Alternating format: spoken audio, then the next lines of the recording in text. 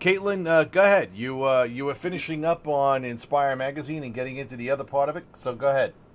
Sure. So I just addressed what we saw in the eighth edition, and of course, there's a lot more that is in Inspire, but I wanted to pull out the highlights. And now, with the ninth edition, it was called Winning on the Ground, and this is the one that was written after the deaths of Anwar al-Awlaki and Samir Khan. So this one reads a lot like a eulogy for them, and this is exactly what we saw with the sixth edition of Inspire following the death of Osama bin Laden.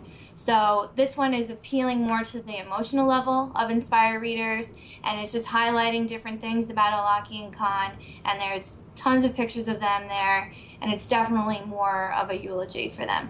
But there's also a boastful tone to this version because they're pretty proud of themselves for being able to continue on publishing the magazine, especially after Khan was such a huge part of the magazine's publication. So one article actually says that while Alaki was the spirit of Inspire, where Samir was its tongue, their deaths will only help to spread their message. So we can expect that, there might be more Inspire magazine editions to come. In this one, there's a notable difference in the quality of the graphics and the writing. However, the typical rhetoric, we see it continue throughout within the content. So like the last one, I'm going to go through some notable components that we found. This version highlights the critical role of operational security in planning and executing terrorist activity. There's a very strong emphasis on lone wolf operations to limit the opportunity for law enforcement interdiction. Small group plots are only advised if the individual completely trusts his associates. And then a similar message was provided in the fifth issue of Inspire that was released in March of 2011. And additionally, operatives are advised to conduct attacks wherever they live or can live normally without raising suspicion. So that's a really big, important part of this. And then the ninth edition appears to have the most imagery of guns that we've seen compared to other Inspire editions. And one of the more notable images that we found was it's an image of an escalator, and a businessman is going up holding a briefcase, and a man's behind him. He's about to pull out a gun from his back pocket, and it says the words, "Yes, we can," which is a play on President Obama's famous slogan. And this picture, once again, it supports our analysis that small arms continues to be a preferred method of attack.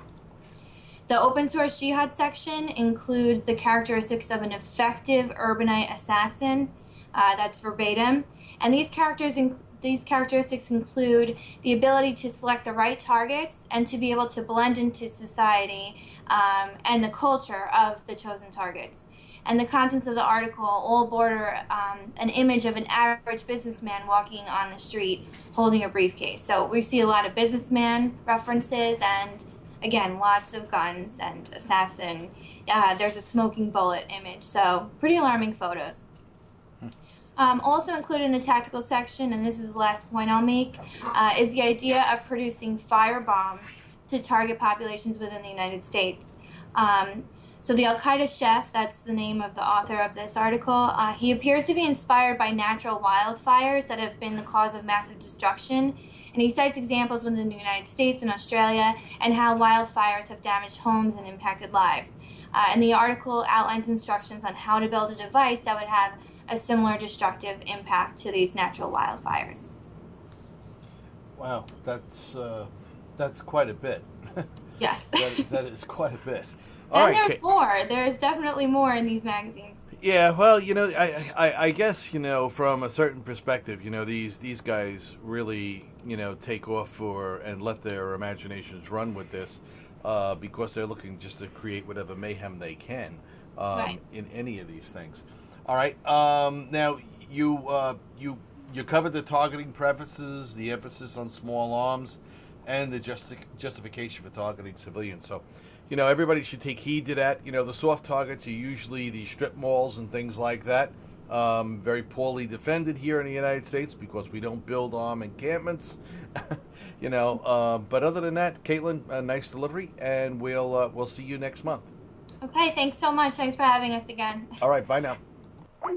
All right, everybody. That was